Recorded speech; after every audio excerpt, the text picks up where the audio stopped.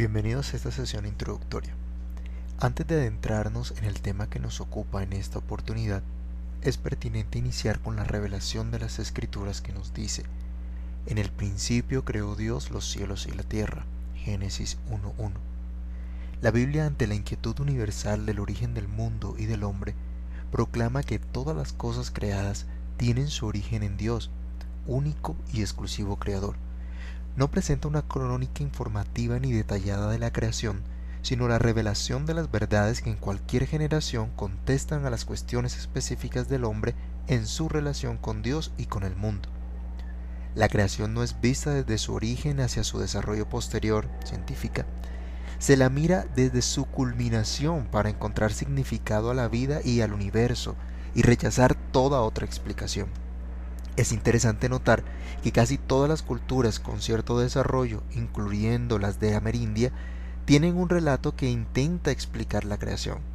La similitud que se pudiera encontrar entre estos relatos de creación se debe exclusivamente a que intentan responder a las mismas preguntas que el hombre se ha hecho en cada cultura. Pero también es importante recordar las palabras de nuestro Señor Jesucristo, que en Juan 17:3 dice: y esta es la vida eterna, que te conozcan a ti, el único Dios verdadero, y a Jesucristo a quien has enviado, mostrándonos que Él es la fuente del conocimiento, que conocer a Dios es tener vida eterna por medio de su Hijo Jesucristo. Podemos adquirir mucho conocimiento, podemos llegar a ser grandes intelectuales, eminentes teólogos o científicos, pero todo esto puede ser desechado por basura con tal de conocer verdaderamente a Dios por medio de Jesucristo. La verdadera sabiduría es el temor de Dios. Por ello debemos partir de su existencia, su obra creadora y su revelación para conocer lo que Él ha querido manifestarnos. Con esta verdad en mente, podemos entonces acercarnos a nuestro tema revisando algunas definiciones preliminares relacionadas con los conceptos de conocimiento y epistemología, para luego revisar en una siguiente sesión lo que normalmente se entiende por el término y seguir la presentación de la necesidad de una epistemología bíblica y algunas implicaciones que esto tiene para nosotros como creyentes y estudiantes de las Sagradas Escrituras.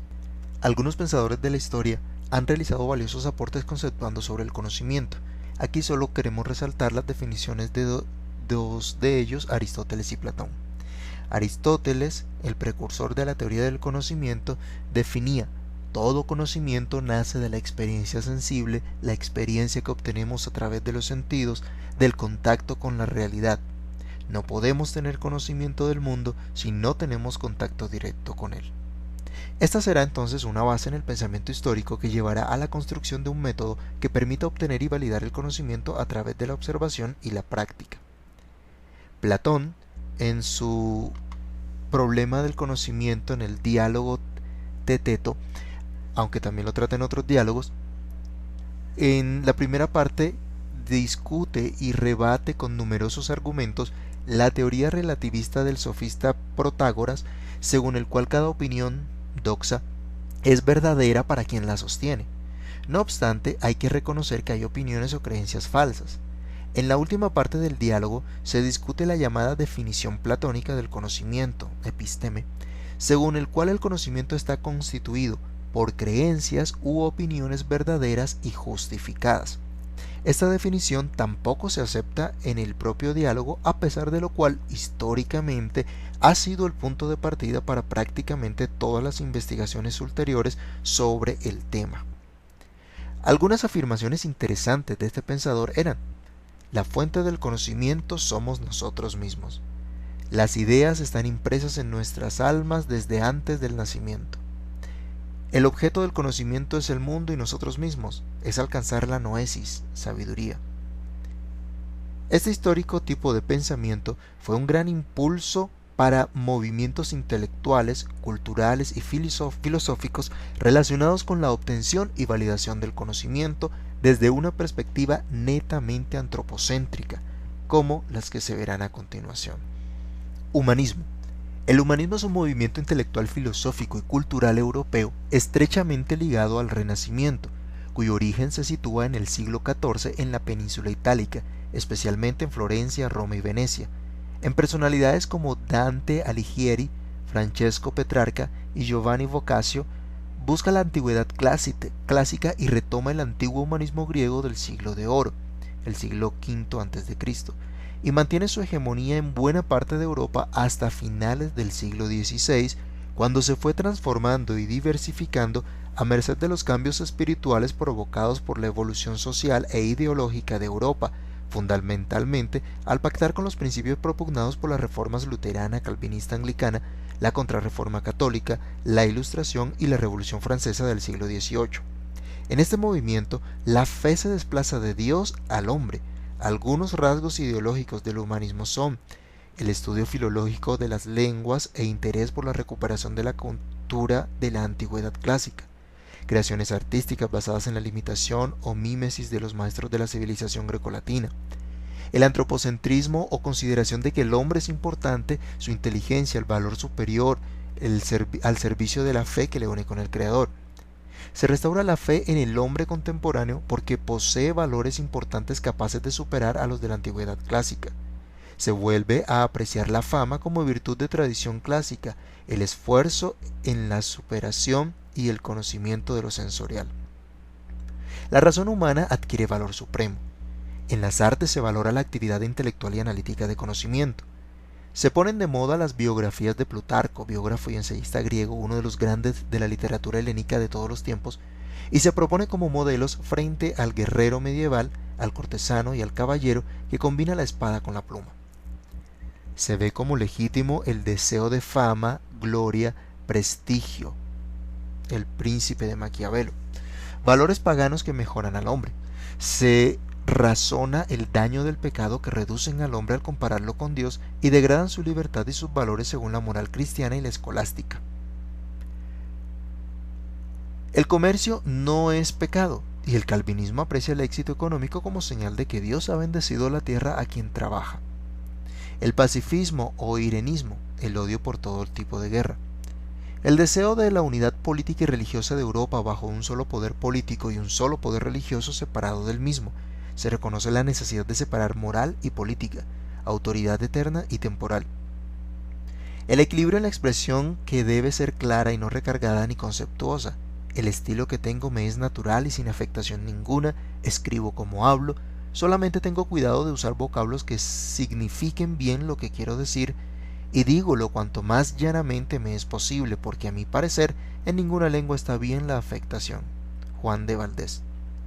La idealización y estilización platónica de la realidad. Se pinta la realidad mejor de lo que es y se ennoblece. El arte humanista toma la materia popular y la selecciona para transformarla en algo estilizado e idealizado, de la misma manera que la novela pastoril recrea una vida campestre desprovista de las preocupaciones habituales al campesino. El arte humanista no hay lugar para manifestaciones vulgares de la plebe que se ven más tarde en el siglo XVII con el barroco. El optimismo frente al pesimismo y mileniarismo medievales. Existe fe en el hombre, la idea de que merece la pena pelear por la fama y la gloria en este mundo incita a realizar grandes hazañas y emular las del pasado. El retorno a la fuente primigenia del saber, la lectura de los clásicos en los textos originales y no a través de la opinión que dieron sobre ello los santos padres y la religión católica. La lógica aristotélica frente al argumento de autoridad medieval.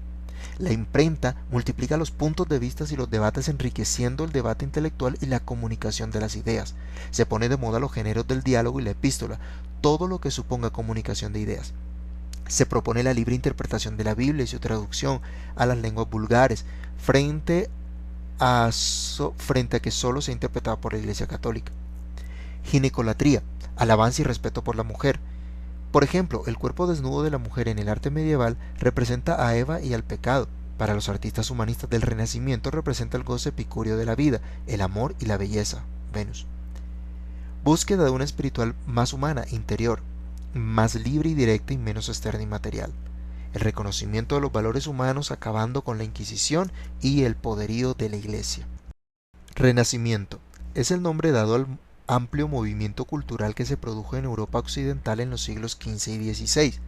Sus principales exponentes se hallan en el campo de las artes, aunque también se produjo una renovación en las ciencias, tanto naturales como humanas. Italia fue el lugar de nacimiento y desarrollo de este movimiento. El Renacimiento fue fruto de la difusión de las ideas del humanismo que determinaron una nueva concepción del hombre y el mundo.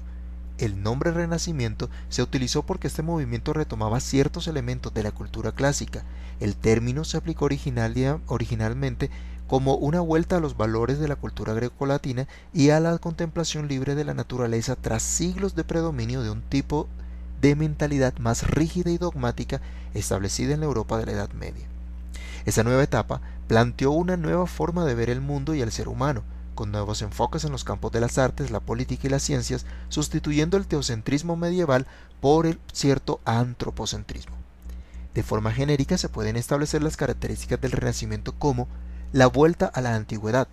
Resurgirán tanto las antiguas formas arquitectónicas como el orden clásico de utilización de motivos formales y plásticos antiguos, la incorporación de antiguas creencias, los temas de mitología, de historia, así como la adopción de antiguos elementos simbólicos. Con ello, el objetivo no va a ser una copia servil, sino la penetración y el conocimiento de las leyes que sustentan el arte clásico. Surgimiento de una nueva revelación con la naturaleza, que va unida con una concepción ideal y realista de la ciencia. La matemática se va a convertir en la principal ayuda de un arte que se preocupa incesantemente en fundamentar racionalmente su ideal de belleza. La aspiración de acceder a la verdad de la naturaleza, como en la antigüedad, no se orienta hacia el conocimiento del fenómeno casual, sino hacia la penetración de la idea. El Renacimiento hace al hombre la medida de todas las cosas. Presupone que en el artista una formación científica que le hace liberarse de actitudes medievales y elevarse al más alto rango social. Ilustración. Fue una época histórica y un movimiento cultural e intelectual europeo, especialmente en Francia e Inglaterra, que se desarrolló desde fines del siglo XVII hasta el inicio de la Revolución Francesa, aunque en algunos países se prolongó durante los primeros años del siglo XIX. Fue denominado así por su declarada finalidad de disipar las tinieblas de la humanidad mediante las luces de la razón. El siglo XVIII es conocido por este motivo como el siglo de las luces. Los pensadores de la Ilustración sostenían que la razón humana podía combatir la ignorancia, la superstición y la tiranía y construir un mundo mejor. La Ilustración tuvo una gran influencia en aspectos económicos, políticos y sociales de la época. La expresión estética de este movimiento intelectual se denominará neoclasicismo. Método científico. Según el Oxford English Dictionary, el método científico es un método o procedimiento que ha caracterizado a la ciencia natural desde el siglo XVII, que consiste en la observación sistemática, medición, experimentación, la formulación, análisis y modificación de las hipótesis. El método científico está sustentado por dos pilares fundamentales. El primero de ellos es la reproducibilidad, es decir, la capacidad de repetir un determinado experimento en cualquier lugar y por cualquier persona. Este pilar se observa esencialmente en la comunicación y publicidad de los resultados obtenidos, por ejemplo, en forma de artículo científico. El segundo pilar es la refutabilidad, es decir, que toda proposición científica tiene que ser susceptible de ser falsa o refutada. Falsacionismo. Esto implica que se podrían añadir experimentos que en el caso de dar resultados distintos a los predichos negarían la hipótesis puesta a prueba. La falsabilidad no es otra cosa que el modus tollens del método hipotético deductivo experimental. Según James B. Conant, no existe un método científico. A pesar de ser un estándar para la comunidad científica, también ha sido revaluado su enfoque positivista, en especial la negación de la completa objetividad del conocimiento, la presencia de subjetividad en el diseño de la investigación, la necesidad de un enfoque sistémico no reduccionista que implique segmentación sin considerar interrelación. Revisemos ahora algunos conceptos sobre epistemología propiamente dicha. En primer lugar, se puede definir la epistemología como una disciplina que estudia cómo se genera y se valida el conocimiento de las ciencias. Su función es analizar los preceptos que se emplean para justificar los datos científicos, considerando los factores sociales, psicológicos y hasta históricos que entran en juego. En este sentido, podemos establecer de manera más clara que la epistemología de lo que se encarga es de abordar la filosofía y el conocimiento a través de las respuestas a diversas preguntas de vital importancia como las siguientes: ¿qué es el conocimiento? ¿Cómo llevamos a cabo los seres humanos el razonamiento? ¿O cómo comprobamos que lo que hemos entendido es verdad? Epistemología significa conocimiento, es el estudio científico que trata de los problemas relacionados con las creencias y el conocimiento, su naturaleza y sus limitaciones. Estudia el origen, la estructura, los métodos y la validez del conocimiento, y también se conoce como la teoría del conocimiento y está relacionada con la metafísica, la lógica y la filosofía de la ciencia. Es una de las principales áreas de la filosofía que comprende la posibilidad de conocimiento, es decir, si es posible que el ser humano logre el conocimiento total y genuino y da origen al conocimiento. También podemos definir la epistemología, que viene del griego episteme, conocimiento, y logos, estudio, que es la rama de la filosofía cuyo objeto de estudio es el conocimiento. La epistemología como teoría del conocimiento se ocupa de problemas tales como las circunstancias históricas, psicológicas y sociológicas que llevan a la obtención del conocimiento y los criterios por los cuales se les justifica o invalida, así como la definición clara y precisa de los conceptos epistémicos más usuales, tales como verdad, objetividad, realidad o justificación. La epistemología encuentra ya sus primeras formas en la Grecia antigua, inicialmente en los filósofos como Parménides o Platón. En Grecia, el tipo de conocimiento llamado episteme se oponía al conocimiento denominado doxa. La doxa era el conocimiento vulgar u ordinario del ser humano, no sometido a una rigurosa reflexión crítica. La episteme era el conocimiento reflexivo elaborado con rigor. De ahí que el término epistemología se haya utilizado con frecuencia como equivalente a ciencia o teoría del conocimiento. La epistemología propiamente dicha comienza en el Renacimiento. El conocimiento científico aparecerá en ella como conocimiento, análisis y síntesis de los fenómenos, es decir, de la apariencia o manifestación de la realidad en la experiencia humana. Los momentos más importantes de la maduración de esta metodología de la ciencia como crítica racional de los fenómenos de experiencia están representados por Kepler y Galileo Galilei, Francis Bacon, René Descartes, Isaac Newton, Locke, Leibniz y Kant. Hacia el siglo XIX comienza el desarrollo propiamente dicho del contenido de lo que hoy se conoce como epistemología, con obras humanistas principalmente girando en torno a los métodos y procedimientos para construir el conocimiento. En el siglo XX, la epistemología científica queda agrupada en tres grandes escuelas o generaciones. El neopositivismo lógico o empirismo lógico sostiene que un enunciado es cognitivamente significativo solo si posee un método de verificación empírico o es analítico. El racionalismo crítico, que es el sistema filosófico propuesto por Karl Popper, dice que la ciencia es racional y por tanto nuestras creencias se someten a la crítica y pueden ser reemplazadas, y el post-popperianismo, inspiradas preferentemente en el positivismo, bien en Popper, no se identifican totalmente con ninguno de estos dos sistemas, aunque se vean siempre seriamente influidas por ellos. Algunos problemas que aborda la epistemología son las relaciones entre las diversas ciencias, el análisis de algunas nociones comunes a todas las ciencias o la mayoría de ellas, las dos maneras de concebir las relaciones entre la parte teórica y experimental de las ciencias, o lo que es casi lo mismo, el significado de las teorías, relacionados con las ciencias de la vida y las ciencias del hombre.